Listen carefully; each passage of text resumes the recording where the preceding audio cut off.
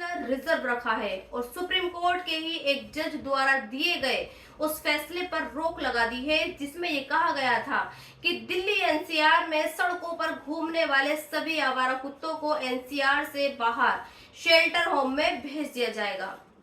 हालांकि इस पर बवाल हुआ और डॉग प्रेमी सड़कों पर उतरे।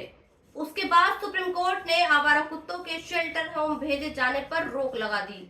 लेकिन आज मैं आपको कुरान और हदीस के हवाले से ये बताना चाहती हूँ कि कुत्तों को शेल्टर होम भेजने का फैसला सही था या फिर गलत।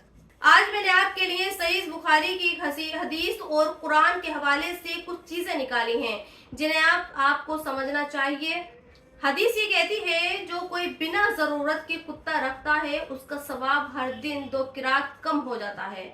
हदीस ये भी कहती है कि अल्लाह ने एक शख्स को इसलिए माफ कर दिया क्योंकि उसने प्यासे कुत्ते को पानी पिलाया था।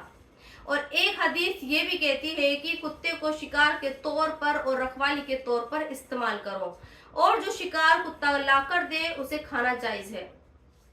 कुरान की आयत सूरे अल-कहफ में ये बताया गया है कि उनका कुत्ता दहलीज पर अपने दोनों पंजे पसारे बैठा था। ये कुत्ता उन नेक लोगों के साथ था जिन्हें अल्लाह ने अपनी रहमत में जगह दी। लिहाजा अब आप ये तय करिए कि सुप्रीम कोर्ट ने कुत्तों को लेकर जो कहा है वो कितना सही है। इस्लाम ये कहता है कि किसी जानवर को रखना, उसकी देखभाल करना अल्लाह को पसंद है और वो जानवर कुत्ता भी हो सकता है। लिहाजा इस्लाम के हिसाब से कुत्तों को शेल्टर होम में भेजना या फिर उनके साथ कोई जुल्म करना, इसकी इजाजत इस्लाम भी नहीं देता। हाँ, इस्लाम कुत्ते के साथ रहने वालों के खिलाफ है और कुत्तों को रखने या पालने की इजाजत घर के बाहर या फिर बतौर चौकीदारी के तौर पर ही है।